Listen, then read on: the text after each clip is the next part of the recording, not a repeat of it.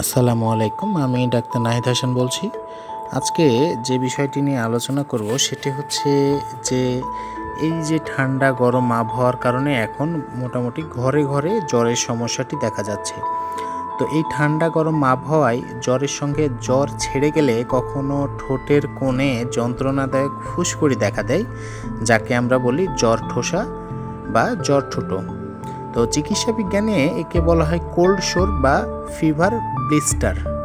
তো আজকে আমরা আলোচনা করব যে জ্বর ঠোসা কেন হয়, জ্বর ঠোসা থেকে মুক্তি পাওয়ার উপায়।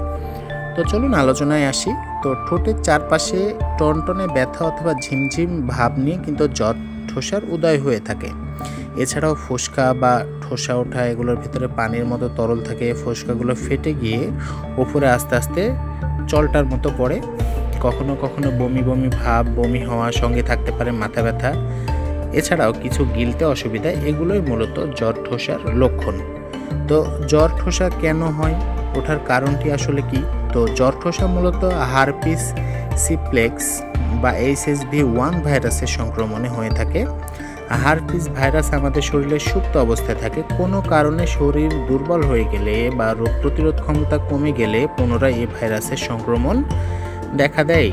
শারীরিক অসুস্থতা, অত্যাধিক মানসিক বা শারীরিক স্ট্রেস, ভিটামিন ও মিনারেলের ঘাটতি, vitamin B, iron, folic acid থেকে দেখা দিতে পারে জ্বর ঠোসা। তো জ্বর ঠোসার বড় কোনো চিকিৎসা না করলেও কিছু ঘরোয়া চিকিৎসা আছে। তো আক্রান্ত স্থানে কোল্ড কম্প্রেশন ও বরফ লাগালে ফোলাটি কিন্তু কমে যেতে পারে। চিকিৎসকের পরামর্শ অনুযায়ী আক্রান্ত স্থানে অ্যান্টিভাইরাস ক্রিম লাগানো যেতে পারে। লবণ ও কুসুম গরম পানি দিয়ে মুখ ধুয়ে ফেললে প্রদাহটি কিন্তু কমে যায়। ঘায়ের চারপাশ পরিষ্কার করতেও এটি সাহায্য করতে পারে।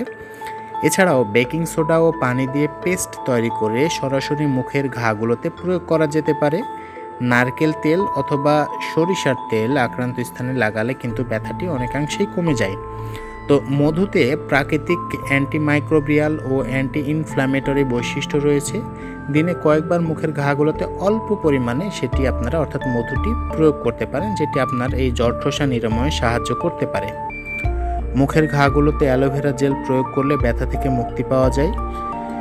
অতিরিক্ত মশলাযুক্ত, ঝাল, অ্যাসিডিটি আছে এমন খাবার যেমন জাম্বুরা, টমেটো, কমলা, মাল্টা কয়েকদিনের জন্য পরিহার করতে হবে। ব্যথার কারণে অনেকে পানি খাওয়া কমিয়ে দিন, এটি করা যাবে না। পর্যাপ্ত পরিমাণে পানি খেতে হবে।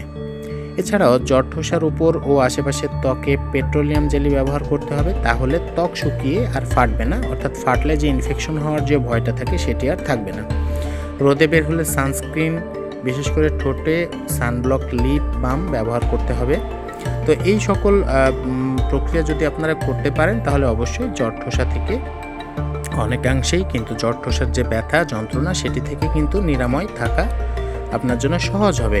তো বারবার যারা জ্বর ঠোসায় আক্রান্ত হন তাদের অতিরিক্ত মানসিক চাপ পরিহার করতে হবে এবং সুষম খাবার গ্রহণের দিকে নজর দিতে হবে। তো জ্বর ঠোসার প্রতিরোধে যেহেতু এটি ছোঁয়াচে, তাই সংক্রমিত ব্যক্তির ব্যবহৃত পানির গ্লাস, চামচ, রেজার, লিপ জেল, কসমেটিক সামগ্রী, তোয়ালে, টিস্যু শেয়ার করা যাবে না। আক্রান্ত অবস্থায় ছোট বাচ্চাদের তো নয়, কাউকেই চুমু দেওয়া যাবে না। ঠোসা স্পর্শ করলে সঙ্গে সঙ্গে হাত ধুয়ে ফেলতে হবে। এখন আমরা আসি যে কখন আপনি একজন বিশেষজ্ঞ চিকিৎসকের শরণাপন্ন হবেন। তো রোগ প্রতিরোধ ক্ষমতা কম থাকলে, যেমন গর্ভবতী নারী, ক্যান্সার আক্রান্ত রোগী, ডায়াবেটিক্স রোগী, কেমোথেরাপি গ্রহণকারী অথবা শিশু, আপনাদের যদি হয় তাহলে অবশ্যই চিকিৎসকের শরণাপন্ন হতে হবে।